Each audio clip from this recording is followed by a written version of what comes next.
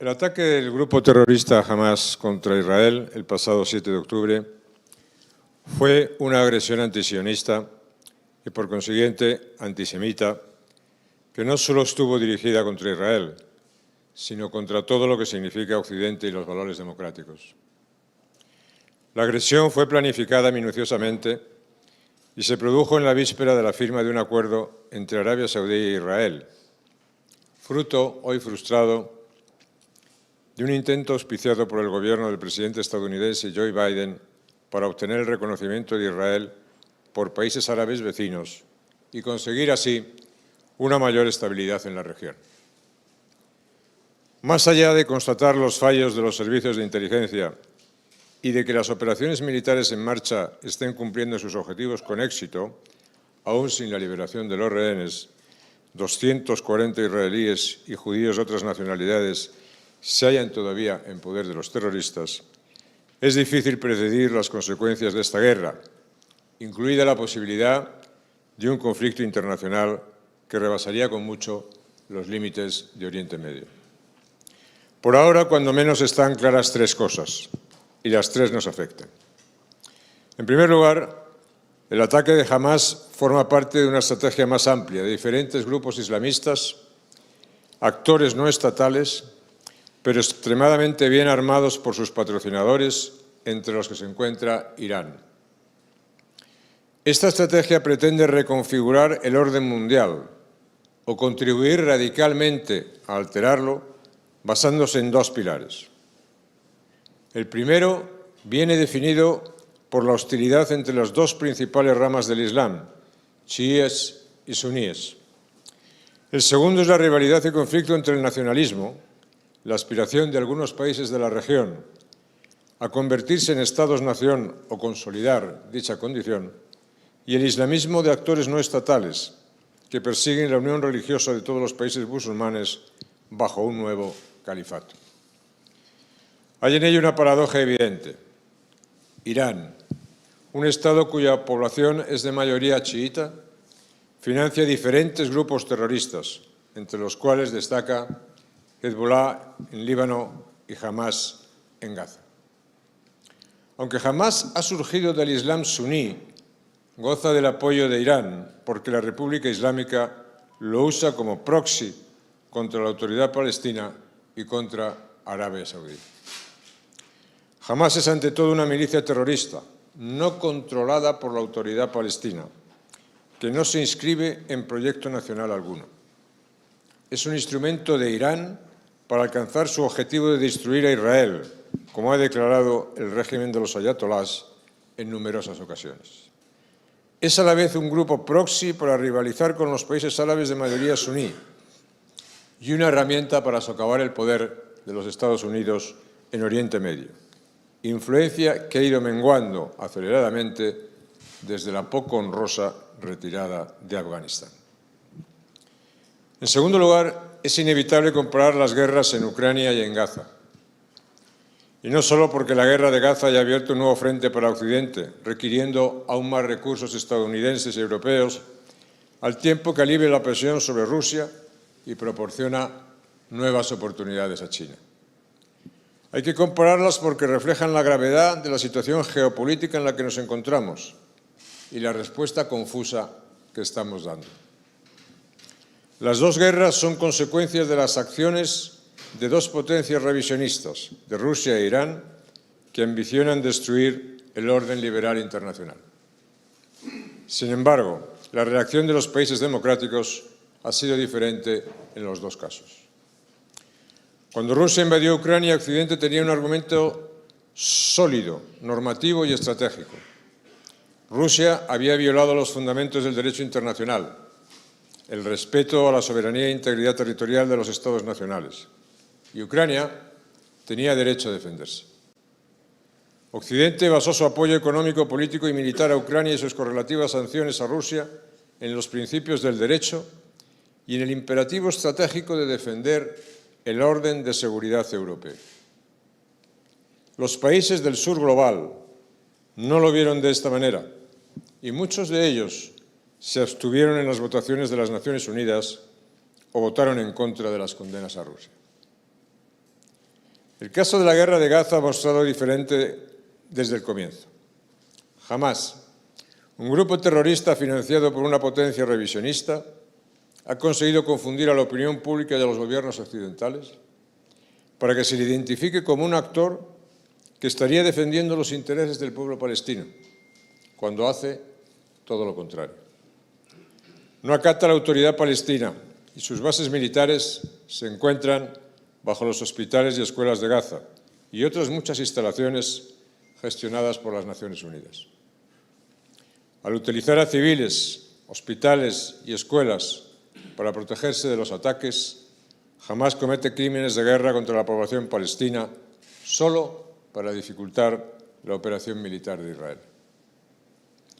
A diferencia de la guerra en Ucrania, el caso de la guerra en Gaza no solo ha implicado una ruptura entre Occidente y el sur global, sino también una fractura dentro del propio grupo occidental.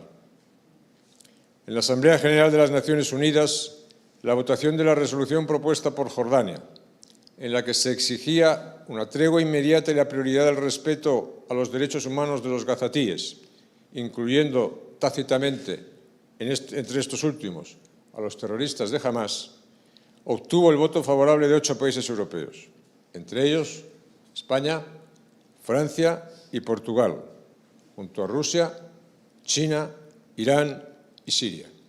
Otros muchos se abstuvieron. De los países miembros de la Unión Europea, solo Austria, Hungría, Croacia y la República Checa votaron junto a Israel y Estados Unidos en contra de la resolución. El resultado de esa votación demostró una gran fractura de Occidente, pero sobre todo de la Unión Europea y de su papel en el mundo.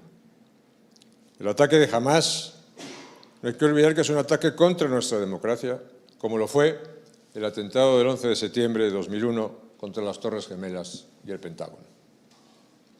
En tercer lugar, Occidente ha apoyado rotundamente el derecho de Ucrania a defenderse.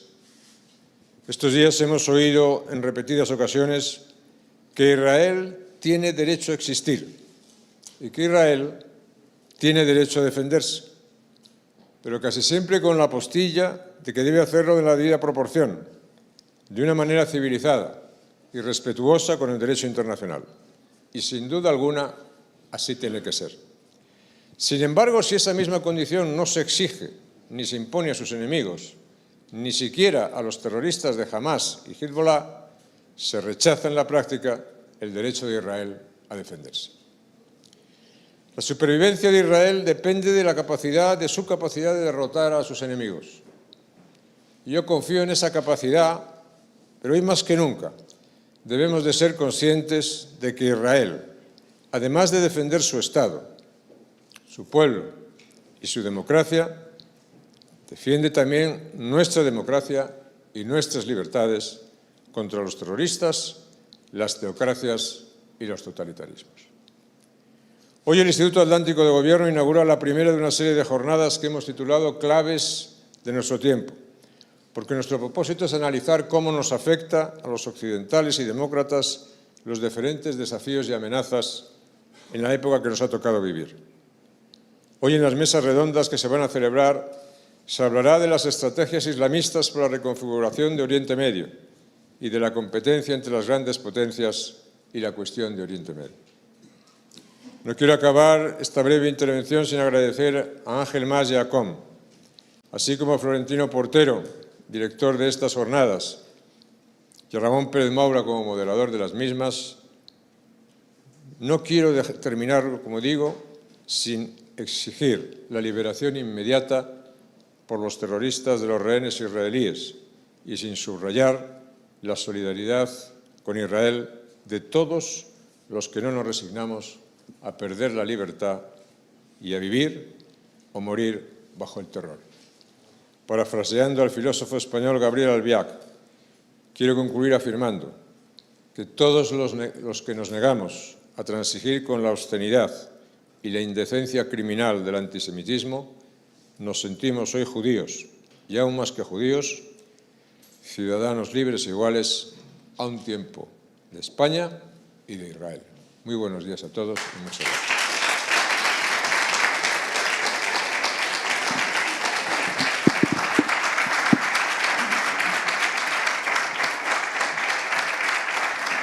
por favor. Sí, estoy deseando hablar de España en algún momento. Gracias. La verdad es que es muy difícil aportar ideas nuevas después de la intervención del presidente y de mis antecesores aquí en la charla. La verdad es que cuando uno habla de Oriente Medio, al final es como una gran falla tectónica, ¿no? Donde las placas colisionan y tienen consecuencias, implicaciones globales. Lo vemos en la historia en la Guerra Fría y lo vemos ahora en lo que sería un conflicto de civilizaciones. Y en esto un papel central, fundamental, lo tienen los Estados Unidos. Cuando los Estados Unidos adoptan una política más aislacionista, más de retraerse, dejan un vacío esencial que es ocupado pues, por otros actores. Y cuando los Estados Unidos han sido más asertivos, más implicados, pues ese vacío es más difícil de ocupar. Y quizá la presidencia de George Bush hijo empezó con una, digamos, un afán menos intervencionista, pero claro, el 11 de septiembre lo cambió todo. El resultado quizá traumático para la sociedad norteamericana de la conclusión de la guerra de Irak y de la guerra de Afganistán hace que probablemente la sociedad norteamericana y sus políticos cuando la leen vean una intención menos intervencionista y más de intentar separarse de esta situación. Pero yo creo que hay un cambio fundamental, histórico, que es la presidencia de Obama. La presidencia de Obama es un horror para la región y es un horror para la defensa de los valores de los que hablaba Ignacio. Obama, en su discurso del 2009 en la Universidad del Cairo, legitima fundamentalmente el islamismo político y deja a los pies de los caballos los regímenes que, con más o menos un récord más o menos defendible de democracia y derechos humanos, pero que eran nuestros aliados. El resultado es devastador. Devastador. Primero, la hermandad musulmana llega al poder en Egipto. Tahrir, que es una revuelta popular, acaba siendo un triunfo del islamismo. Y luego, por supuesto, estamos hablando de que la República Islámica de Irán, lejos de estar penalizada por esta misma onda expansiva con la Revolución Verde del 2009, pues a los demócratas y a los liberales de Irán no se les apoya, se les deja en manos de sus carceleros y del régimen opresor. Y no solo eso, sino que se les premia con un acuerdo nuclear que es suicida. Ahora mismo pensar en un Irán con capacidades nucleares efectivas, están a esto, pero pensarlo ahora es suicida. Tendríamos cero capacidad disuasoria frente a Irán. Y esto es a lo que llevó Obama. Pero es que además les transfirió 1.7, 1.8, 1.700, 1.800 millones de dólares, que por supuesto no acabaron en la población iraní ni un solo dólar. Acabó en la financiación de estas guerras por proxy, de las que estamos hablando, con los Houthis, con Hezbollah, con Hamas, con las milicias en Irak, con lo que pasa en Siria. En Siria ahora Irán tiene 55 bases militares. 55 bases militares y 500 y pico zonas de intervención militar. Esa es la realidad que creó la administración Obama. Un inmenso vacío que, por una parte, alienaba a nuestros aliados y, por otra, empoderaba, si esa es la palabra de moda, a nuestros enemigos. Entonces, ¿cómo se ha ocupado ese vacío? Bueno, podemos hablar de Irán en un momento. Turquía lo ha hablado, creo, Florentino espectacularmente. La visión pseudo-salafista islamista de la hermandad musulmana, su intervención en Siria, su intervención en Irak, incluso su apoyo a Hamas. Podemos hablar de Rusia y su acceso al Mediterráneo en la Taquía, que al final era una cuestión estratégica para ellos, pero fundamentalmente para ellos es una extensión de su capacidad de meter el dedo en el ojo a Occidente. Podemos hablar de China y cómo Estados Unidos casi ha empujado a Arabia Saudita y a otros a aproximarse a China. Podemos hablar de Qatar, de quien no se habla mucho y se van de rositas, y es un actor verdaderamente diabólico en este conflicto. Yo, Andrew, con todo respeto, sobre las negociaciones de Doha, si el emir de Qatar quisiera que los 240 ciudadanos que están ahora mismo retenidos en Dios sabe qué condiciones, 30 de ellos niños, fueran liberados, habrían sido liberados el 8 de octubre. Porque ellos tienen allí a la dirección de Hamás. Ellos han sido los que han dado 1.500 millones para que se construyan 500 kilómetros de túneles en 16 años, y el que paga manda. Claro, el que paga manda es que el Fondo Soberano de Qatar cuenta con 450.000 millones para invertir. Y de ellos el stock de inversión en España, lo recuerdo, es más de 10.000. Es el mayor inversor de Oriente Medio en España, en stock, con diferencia. Y eso es algo que nos debería hacer reflexionar, porque no es una inversión privada, es una inversión estatal y estratégica. Hablamos del 30% de IAG, de Iberia, hablamos del 9% de Iberdrola, hablamos de una proporción importante, el 8 o el 9 de Colonial, hablamos de la participación del Corte Inglés, recordemos, qué casualidad, el mayor anunciante del país. Hablando del país, hablemos de Prisa, un 5%. Un actor perverso, con una actuación evidente estratégica en España y que se está yendo a rositas.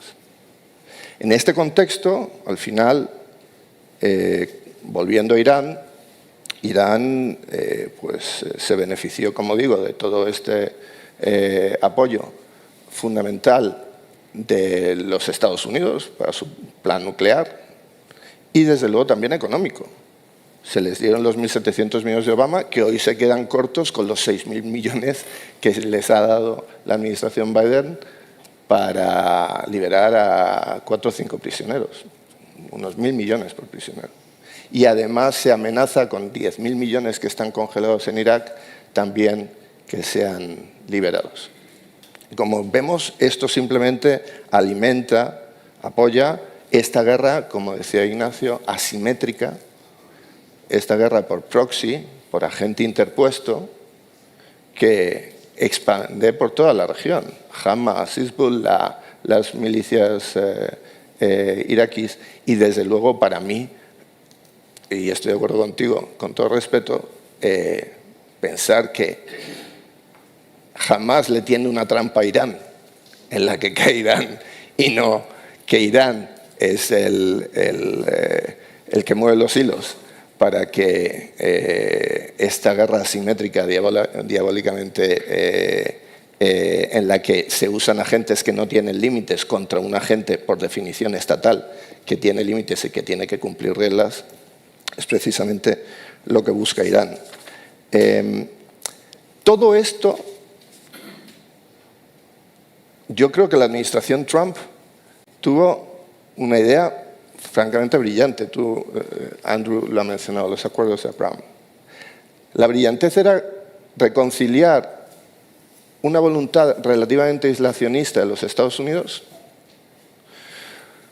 con formar una alianza efectiva contra Irán. Y el secreto de todo ello era romper un tabú, un bulo que existía en las sociedades occidentales, desde luego, y en el mundo árabe aún más, que primero había sido adoptado por el panarabismo y luego por el islamismo político, que era la centralidad de la causa palestina en todo esto. Era un bulo, era un señuelo que había usado en su momento el panarabismo y luego, en cierto modo, el islamismo también. No era central, nunca fue central. Y desde luego, ante la amenaza iraní, para nada era central. y en este caso una alianza fundamental de Israel con las monarquías más prooccidentales, Emiratos, Bahrein, Marruecos, y desde luego con el apoyo por debajo de la Arabia Saudita, era una amenaza existencial para este plan hegemónico, expansivo, agresivo de Irán.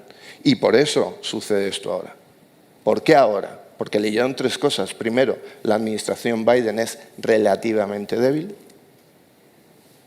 Segundo, Israel se ha metido en esta trampa de la prosperidad de inventarse problemas donde no los hay y olvidarse de los problemas de verdad. Y tres, esta amenaza, como digo, existencial. ¿Por qué ahora? Por eso. ¿Y qué es lo que sucede? Pues que al final tenemos esta intervención, como digo, por proxy, que ¿cómo se resolverá? Pues desde mi punto de vista, primero, Israel se lleva preparando para esta batalla desde el 2008, se está viendo cómo la está ejecutando de modo quirúrgico, desde el punto de vista militar impecable, pero lo más importante es que Israel ha llegado a varias conclusiones que son clave. Primero, la contención es un craso error. El apaciguamiento solo ha llevado a un ciclo desde el 2006 donde Hamás atacaba, la comunidad internacional saltaba con las tres palabras mágicas: desescalada, contención y proporcionalidad. Cualquier cosa que significa. Significaba fundamentalmente que Israel se tenía que parar y comenzar de nuevo el ciclo de recomponerse de Hamás y de rearmarse. Pasó en el 2006, pasó en el 2008, pasó en el 2012, pasó en el 2017, 14, 17, 19.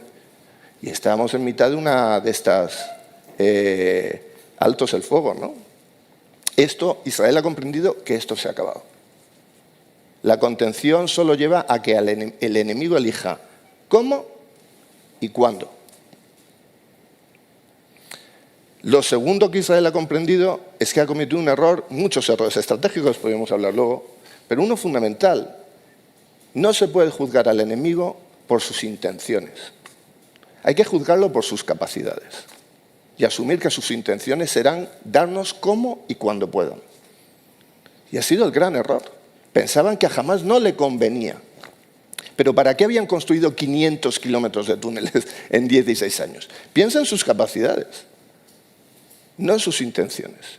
Y por eso mi impresión es que después de la derrota definitiva y contundente de Hamás, que tendrá que ser así porque fundamentalmente el que está mirando en el vecindario más próximo es el mundo árabe. Y el mundo árabe no nos respetará, y en esto hablo en primera persona, no solo por Israel, sino por los judíos del mundo, no nos respetará a no ser que esa derrota sea completa y devastadora. Pero a partir de ahí habrá que mirar al norte y pensar, ¿vamos a esperar a que Hezbollah ataque cuando y como quiera? ¿O al final se demuestra que un ataque preventivo es mucho más eficiente? Y ahí sí está el gran problema de Irán. Lo segundo, antes de concluir, que quería mencionar, es el tema de lo que en ACOM llamamos la política internacional de pinta y colorea, que es el simplismo sublimado de preguntarle a un niño de 7 años cuál es la solución a esto, y dice, un alto el fuego, 1, y darle un Estado a los palestinos, 2. Bueno, el alto el fuego es como pedirle a los que desembarcaron en Normandía que por Bélgica ya se fueran parando. Como he dicho, la contención no es una opción en este momento. Pero segundo, el tema del Estado palestino es muy interesante. Es una guerra contra Hamás. Israel ha declarado que es una guerra contra Hamás. Los palestinos no piensan así. No es que no piensen así, es que no quieren eso. La semana pasada salió la última encuesta en la población palestina, no solo de Gaza, sino de la margen occidental. El 60% de la población palestina apoyaba las masacres cometidas por Hamás.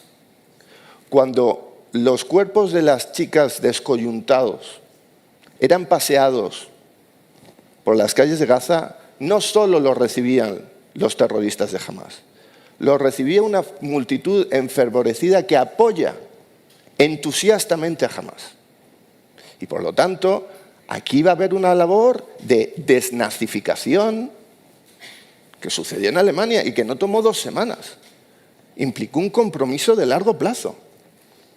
Primero una derrota concluyente, luego magnanimidad del vencedor y luego un gran proceso de reeducación. Pero solo en esa secuencia. Un Estado palestino ahora mismo es imposible. Primero, en el 2014 se votó en las Cortes, por cierto. Era un proyecto que impulsaron Trinidad Jiménez y el ministro Margallo, que era un proyecto diabólico, de un reconocimiento unilateral e inmediato de un Estado palestino. Una cosa así rara, que habría sido un fracaso inmediato, un Estado fallido. ¿Qué se votó? Se votó otra cosa muy diferente. Un Estado que surgiera no de la unilateralidad, sino de la negociación entre las partes, en el contexto de la negociación internacional y con atención a las necesidades de seguridad de Israel. Un Estado palestino ahora mismo, ¿qué condiciones tiene un Estado? Un Estado tiene que tener un gobierno, una unidad política legítima con la que negociar. Pero ahora mismo hay 2 facciones principales y 33 minoritarias. ¿Con quién se negocia? Segundo, unas fronteras reconocidas. ¿Reconocidas por quién? Ellos no reconocen ninguna fronteras. Ellos. ¿Qué fronteras quiere Hamás? Quiere la eliminación de Israel. 3, unas instituciones estatales, pues para que ello pueda funcionar. Pues si se lo han robado todo. Toda la ayuda internacional se la han robado. Entonces, 4, control del territorio. ¿Pero quién controla aquello? Es el buenismo que tú decías, el buenismo europeo, la sublimación de la ingenuidad como arma de política exterior. Y bueno, lo dejamos ahí, si quieres luego hablamos más. Me parece muy interesante. Lo que pasa es que, claro, como Irán va a hablar de arma nuclear, si lo que quiere es acabar de poder desarrollarla, si se pone a hablar de ella ahora, sería pues meterse un tiro en los pies. A mí el tema de Qatar me sigue pareciendo muy interesante, porque claro, Qatar tiene Al Jazeera. Al Jazeera. La cadena Al Jazeera es la voz del islamismo en el mundo. Y la tiene Qatar, y la ejerce Qatar. Claro, Qatar también tiene una capacidad de influencia, como vemos, pues en el patrocinio de deportes, en una cantidad de aspectos. Por ejemplo, ¿cuánta financiación del mundo árabe ha ido a las universidades americanas desde el 86 al 21? 8.600 millones en donaciones a universidades americanas. ¿Cuál es el mayor donante? Con diferencia, Qatar, la mitad de ellos, unos 4.300 millones. ¿Qué han hecho? Han dotado a las universidades americanas, sobre todo el Ivy League, de cátedras que expusieran su percepción islamista, salafista del mundo, que han conseguido académicos que avanzaran no solo esa perspectiva, sino que además en el campus impusieran una perspectiva que va más allá del mero islamismo y que tiene que ver con la interseccionalidad, la cultura woke y todas estas alianzas diabólicas antioccidentales. Bueno, es que Qatar es un gran influyente. ¿Y por qué Qatar adopta ese papel? Bueno, está en su ideología. ¿Por qué puede adoptarlo? Pues porque se ha comprado 2 pólizas de seguros. Una es una gran base norteamericana en Qatar y 2, su influencia internacional, que es una influencia económica y que es una influencia de medios y de academia. Más preguntas.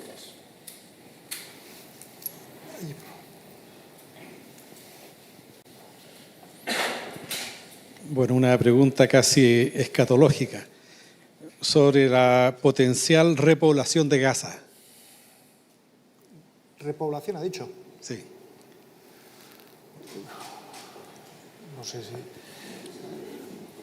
En Gaza viven 2 millones de personas y supongo que seguirán viviendo 2 millones de personas, incluso de acuerdo a las cifras de Hamas. Bueno, esto es muy interesante, ¿no? Que los medios españoles adopten las cifras de Hamas como podían haber adoptado las cifras del ISIS o de Al-Qaeda, ¿no? Acríticamente, servilmente, obedientemente, ¿no? Pero si el mismo Hamas dice que después de unos 3.000 shorties de la aviación israelí y un montón de chicos por allí pues intentando destripar los túneles y demás, según el propio Hamas, han muerto 11.000 personas, de los cuales, el propio Hamas, de los cuales pues la mayoría serán terroristas del Hamas, pues hombre, ¿qué hay que repoblar? Pues poco, lo que hay que es una victoria devastadora y luego reeducar magnánimamente. En cualquier caso, el país natural de eso que se llaman los palestinos, que es pues, un concepto relativamente histórico nuevo, ¿no? Pues es Jordania, que tiene un 90% de población palestina, y Gaza, que ha sido egipcia pues desde hasta el 67 en realidad, ¿no? Pero esos 2 países han dicho que no quieren palestinos ni en pintura. Por lo tanto, pues nada, habrá que hacer un proceso de desnazificación, que es lo que se hizo en Alemania, y se ocupó Austria, igual que se ocupó Japón después de la guerra. Una última pregunta.